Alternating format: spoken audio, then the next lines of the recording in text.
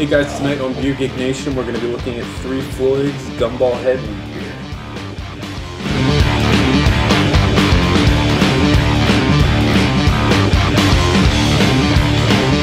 Hey guys, welcome to Beer Geek Nation. I'm your host Chris Stultz.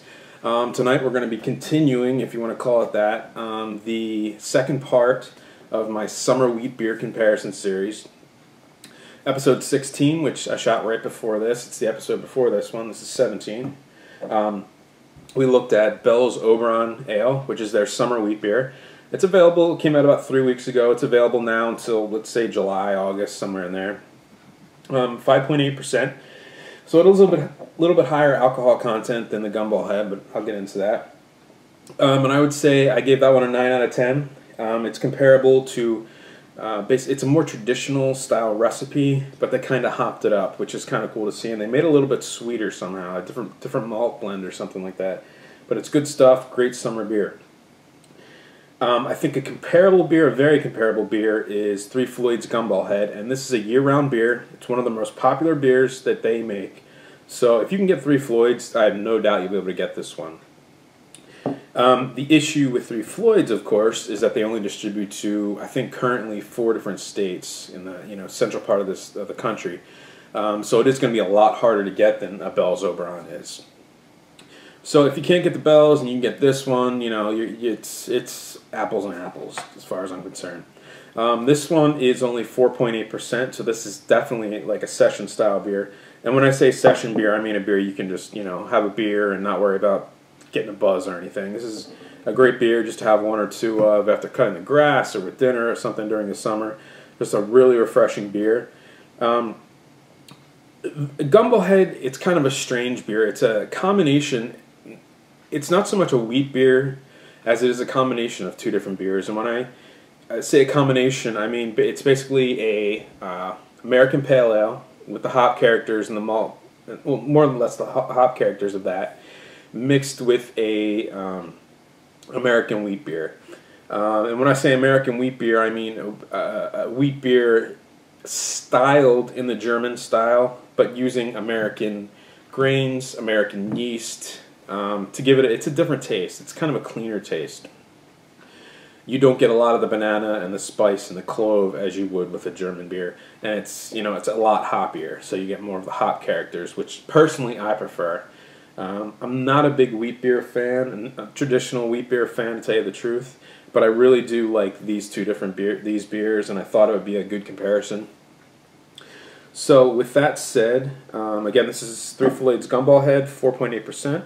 I'm going to pop it open, give it a pour, and I'm going to use a tulip glass for this one because I had issues filming with the other one, if you watch, just to make it easier so you guys can actually see what's going on.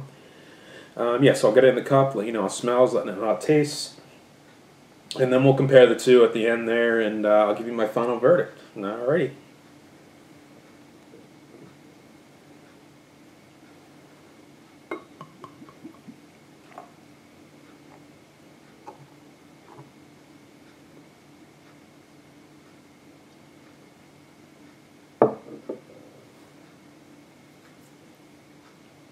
So one of the big differences I just noticed right away was the pour of the 2 different beers.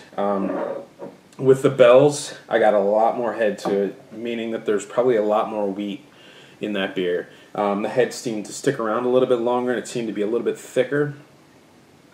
Whereas this one, I didn't get a lot of the head pour on it, but it is still sticking around. There is definitely some wheat in there. And the reason that wheat beers in general tend to have a bigger, pour head on them is the wheat actually has a lot more protein in it, so it conjoins and coagulates together, leaving that that head behind because it's harder to get rid of. It doesn't react with the air like a normal ale yeast or a normal ale grain would. So that's what we get. Getting light orange to yellow, very similar to Bell's. This is a lot clearer, and I did pour the yeast off in there. There's a little bit left in there, but I poured the yeast off in there to get the characteristics of that. As far, it's a bright white head. I had about 2 fingers of head on there. It's still sticking around. Again, it looks like, almost like ice cream. That's kind of a characteristic of the wheat beer head. As far as the smell goes, yeah, this beer is a lot hoppier than the Oberon Ale. Off the bat, I prefer the smell of this one already. This is definitely, compared to Oberon, compared to this, Oberon is definitely a more traditional wheat beer. Gumballhead is just a kind of in a class of its own now that I really kind of compare the two. I'm getting, yeah, it smells like, I mean, just pine and orange and mango and peach. Really, definitely was probably dry hopped. Getting a lot of hop characters in this, whereas with the Oberon, I hardly got any. Very few kind of orange and mango in that one. This one I'm getting pine, I'm getting orange, I'm getting citrus, lemon, zest, pineapple, mango, just all like the citrus fruits are just screaming at me. Yeah, I don't get much of the bready characteristics of any of the spice or banana characteristics that I got in the Oberon. So they're definitely using either an ale yeast, definitely using an American wheat beer yeast, if not a regular, you know, like a California ale yeast or their proprietary ale yeast, whatever they use for, say, an Alpha King or something like that. It vaguely smells like their Dreadnought IPA. Not nearly as strong, mind you. I mean, it's only 4.8%, and I'm sure the hop bill is just cut back dramatically in this. But it has that kind of Dreadnought double IPA kind of smell to it. All right, I'll give this a taste and let you know how it goes.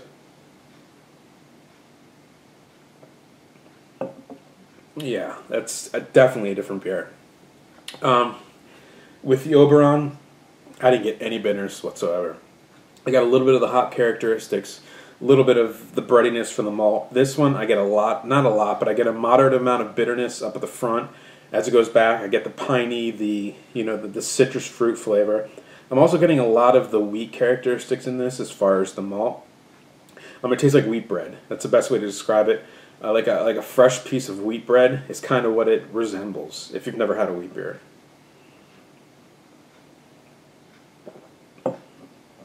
Definitely a more hoppy beer. I would say this actually resembles more of a pale ale than a wheat beer. It's kind of a pale ale, and the wheat beer is like tagging onto it. But I mean, it's considered a wheat beer, so it is definitely a comparable beer. They're both very good session beers, very good summertime beers. It's a matter of taste. If you like a more traditional wheat beer, you're definitely going to like the Oberon, I think, over the Gumballhead. If you like IPAs, pale ales, you're definitely going to like the Gumballhead more.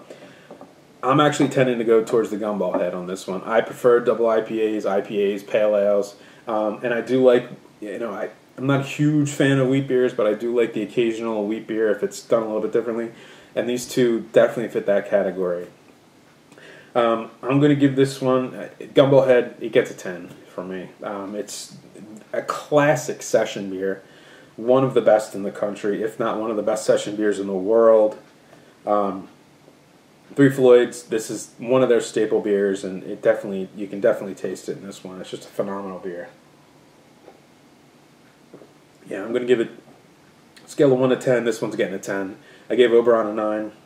Nothing to shake a stick at, as they say, but between the two, and they're very comparable beers, both wheat beers, both low alcohol session beers. Both really good summertime beers. I'm going to give it to Three Floyds Gumballhead.